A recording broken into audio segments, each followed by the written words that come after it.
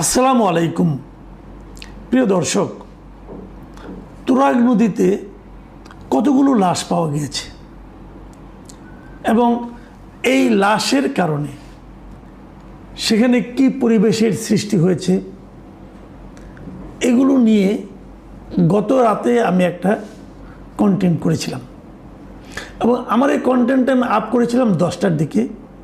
তখনও পর্যন্ত যতটুকু খবর আমি পেয়েছিলাম তার উপর ভিত্তি করেই আমি আমার কন্টেন্টটা করেছিলাম এবং আমি সেখানে বলেছিলাম যে যারা নিখোঁজ হয়েছেন, বিশেষ করে আমরা দেখেছি এই ঘটনাটাকে কেন্দ্র করে দু ধরনের মন্তব্য এবং একদম পরস্পর বিরোধী। পুলিশ বলছে এ ধরনের কোনো ঘটনা এখানে ঘটেনি। পুলিশ এভাবে বলেছে যে বিভিন্ন সোশ্যাল মিডিয়ায় কেউ বলছে 7 জন, কেউ বলছে 4 জন, কেউ বলছে 3 জন এরকম লাশ উদ্ধার হয়েছে এবং তারা পুলিশ তাদেরকে, কেউ বলছে ধাওয়া দিয়ে, কেউ বলছে পুলিশ তাদের ধরে নিয়ে গুম করে তারপরে পানিতে ফেলে দিয়েছে, এ ধরনের নানা কিছু। কিন্তু বাস্তবে তার কোনো কিছু ঘটেনি, এটা হলো পুলিশের দাবি।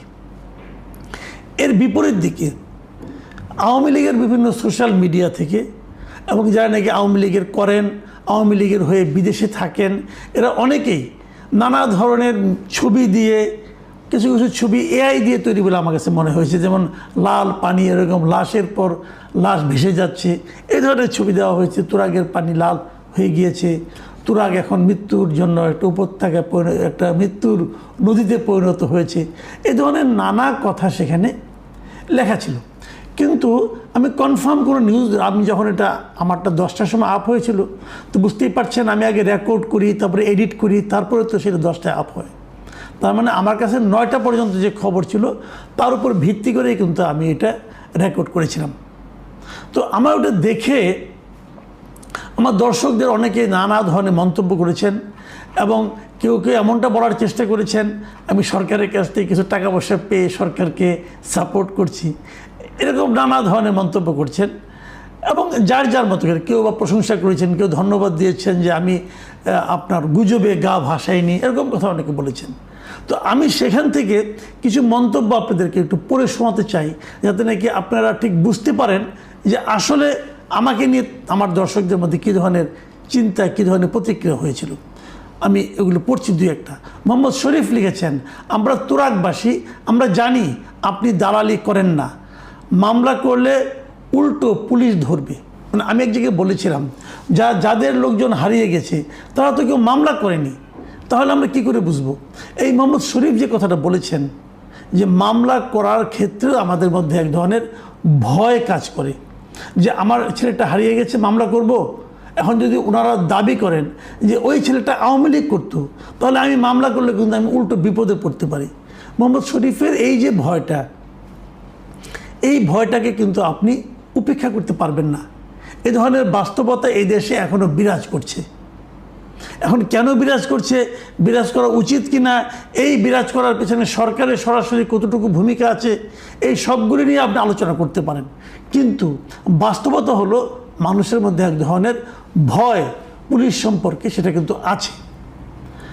আরেকটা কমেন্ট করেছেন মোহাম্মদ পান্না খান, তিনি বলেছেন ভয়ে কথা বলে না, যে কথা বলবে হয়তো তাকেও মেরে ফেলবে, তাই।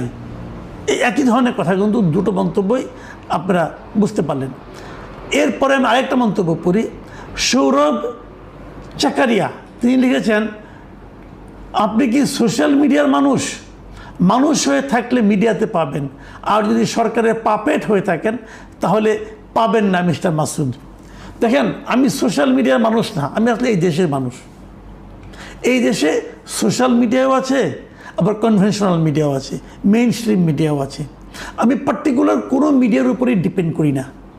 আমি সব দেখে নিজের মতো করে চেক রিচেক করে আমার বুদ্ধি বিবেচনা দিয়ে আমি মন্তব্য করি। কাজেই আমি কারো পাপেটও না, আমি যা যতটুকু পাই ততটুকুই বলি, বাড়িয়ে বলাটা আসলে যায় না। আবু সালাম লিখেছেন, মাসুদ কামাল সাহেব, এত অল্প সময়ের মধ্যে তুরাগ হত্যাকাণ্ড নিয়ে আপনি যেমনভাবে ব্যাখ্যা বিশ্লেষণ দিলেন, মনোযোগ দিয়ে শুনলাম, ভাবছি আপনি এত অল্প সময়ের মধ্যে অনেকটাই ডিফেন্স নিয়ে কথা বলেছেন। আমি ভাবছি এখানে যেটা বিশ্লেষণ করলেন সেটা কি আপনার স্বাধীন বিশ্লেষণ না কারো মতের পক্ষে বিশ্লেষণ করলেন? ভাই আমি যেটা বলেছি এটা আমারই মত, আমি কারো মতের পক্ষে কথা কখনো বলিনি, আপনি নিশ্চিত থাকেন আগামীতেও বলবো না। কিন্তু আপনার মনে একটা সন্দেহ জন্ম নিয়েছে এই কারণে যে আপনি যেটা শুনতে চেয়েছেন সেই জিনিসটা হয়তো আমি বলিনি। উদ্দিন জালাল তিনি লিখেছেন একটি প্রবাদ বাক্য আছে, যাহা রটে তাহা কিছু না কিছু বটে। 5 জন বিশেষজ্ঞ চিকিৎসকদের তত্ত্বাবধানে লাশের ময়না তদন্তের রিপোর্ট জনসমক্ষে প্রকাশ করে পুলিশের ভাবমূর্তি বজায় রাখতে হবে। এটা কিন্তু একটা দারুণ বক্তব্য দিয়েছেন যে যা কিছু রটে তার মধ্যে কিছুই যদি না থাকে তাহলে এতটা চাউর হয়ে যায় না, এটা ওনার বক্তব্য। এই বক্তব্যটা সবসময় সত্য কিনা আমি জানি না, কিন্তু এক্ষেত্রে যেহেতু মানুষের মনে সন্দেহটা তৈরি হয়েছে আমি মনে করি এর একটা সমাধান পুলিশের করা উচিত। ভিপি রুবেল লিখেছেন, তার মানে কি তুমি পণ্ডিত বোঝাতে চাচ্ছ তাদের হত্যা করা হয়নি, তারা কি সাঁতার জানে না? মানে উনি আমাকে অ্যাটাক করে বলেছেন যে আমি আসলে কি বোঝাতে চাচ্ছি, তাদেরকে কি হত্যা করা হয়নি? হ্যাঁ, তাদেরকে হত্যা করা হয়েছে কিনা জানি না, তারা মারা গেছেন এটা নিশ্চিত, এবং তারা সাঁতার জানেন না এটাও 2-1 লোক কিন্তু বলেছেন। আমি পরের মন্তব্যটা যাই তাহলে আপনাদের ক্লিয়ার হবে। মোহাম্মদ মোতালেব মামুন লিখেছেন, ভাই এটা প্রথম আলোর রিপোর্ট, সমকালেও আসছে, ঘটনা কী কারণে ঘটছে সেটা তদন্ত সাপেক্ষ ব্যাপার, কিন্তু কোনো কিছু ঘটেনি। আপনার মতো একজন সিনিয়র সাংবাদিক এটা বললেন কিভাবে? দেখেন আমি কিন্তু বলিনি যে কিছু ঘটেনি, এটা একদমই ভুল ধারণা। আপনি আবার শোনেন, আমি কখনো এরকম দাবি করিনি। আমি কেবল বলেছি যে যারা মারা গেছেন তাদের আত্মীয় স্বজনের পক্ষ থেকে আমরা এখন পর্যন্ত কোনো মিডিয়াতে কোনো বক্তব্য পেলাম না কেন। আমি এটা রেকর্ড করেছি 9টার দিকে। আপনি যে প্রথম আলো রিপোর্টের কথা বলছেন অথবা সমকালের রিপোর্টের কথা বলছেন, প্রথম আলো রিপোর্টটা ছাপা হয়েছে রাত 10টার পরে অনলাইনে, কাজেই তখন পর্যন্ত এটা আমি জানতাম না।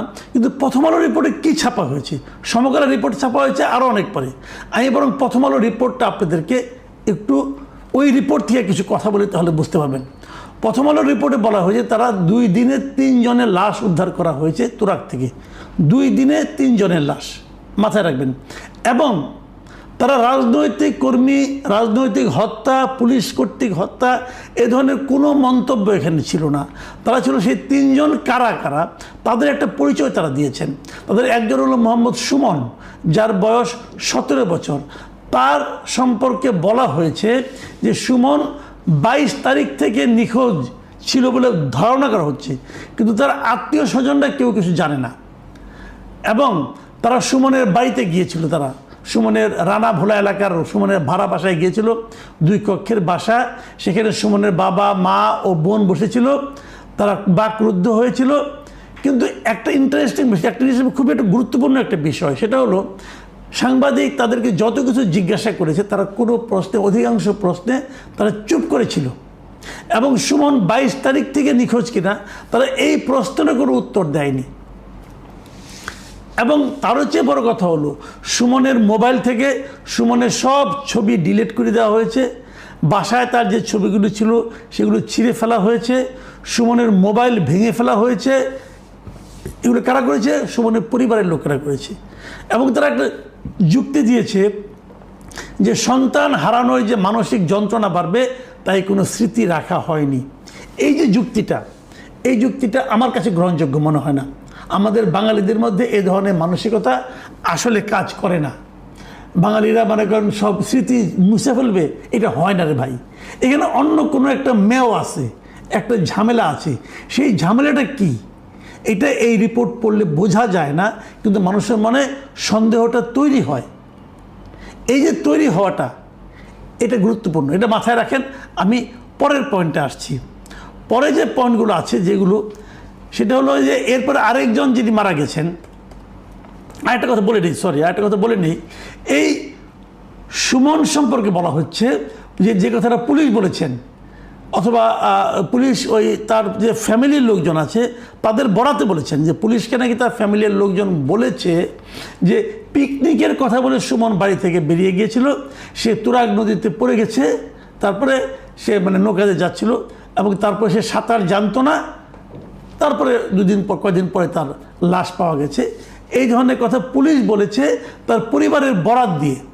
এবং এই ঘটনার প্রেক্ষিতে কিন্তু আওয়ামী লীগের যে ফেসবুক পেজ আছে সেখান থেকে প্রচার করা হয়েছে যে আওয়ামী লীগের প্রতিষ্ঠাবার্ষিকী মিছিলে বিএনপি নেতাকর্মী ও পুলিশের উপর থেকে যে হামলা হয় সেই হামলায় 7 জন নেতাকর্মী নিখোঁজ হয়, তাদের মধ্যে থেকে 3-4 জনের লাশ তুরাগনদ থেকে উদ্ধার করা হয়েছে, যদিও পুলিশ এটাকে টোটালি অস্বীকার করেছে। আরও যে 2টো লাশ পাওয়া গেছে বলে জানা যায় সেগুলো এই প্রথম আলো জেনেছে রূপনগর থানা, দারুসালাম এবং ঢাকা জেলা পুলিশের আশুলিয়া থানা এলাকার তুরাগনদের আওতাধীন যে ফায়ার সার্ভিস আছে, 2টি নৌ পুলিশ ফাঁড়ি আছে, এদের কর্মকর্তাদের সঙ্গে আলাপ করে তারা জানতে পেরেছে যে আরও 2 জনের লাশ পাওয়া গেছে। একজনের লাশ পাওয়া গেছে 24 তারিখে, আরেকজনের পাওয়া গেছে 25শে জুন। এবং এই অন্য 2 জনগুলি হলো, একজন হলো আরিফ হাসান রাকিব, আরেকজন হলো মণিপুর মোল্লাপাড়ার রনি মোল্লা। এখন এরা কারা? এই আরিফ, ওনার চাচা বলছে যে 22শে জুন বেলা 11টার দিকে সে বাসা থেকে বের হয়ে যায়। ওই দিন বিকাল 4টার একটু আগে মোবাইলে মায়ের সঙ্গে কথা হয়েছিল তার, এরপর থেকে নিখোঁজ ছিল। গত বুধবার তুরাগ নদী থেকে তার লাশ উদ্ধার করা হয়। তারপরে ওরা চাচা এটাও বলেছে সে যে রাজনীতি করতো এটা আমরা জানতাম না, মৃত্যুর পর কয়েকজন ভিডিও ছবি দেখানোর পর জেনেছি তার রাজনৈতিক সম্পৃক্ততার কথা। আমরা জানি না সে কিভাবে মারা গেছে, মামলা করতে চাইনি, একটা নিয়মের মধ্য দিয়ে যেতে হয় তাই মামলা করেছি। তার লাশ তার গ্রামের বাড়িতে দাফন করা হয়েছে এবং সে সাঁতার খুব একটা ভালো পারতো না। এই হলো আরিফের ব্যাপারটা। আরেকজন যিনি মারা গেছেন তার নাম হলো রনি মোল্লা।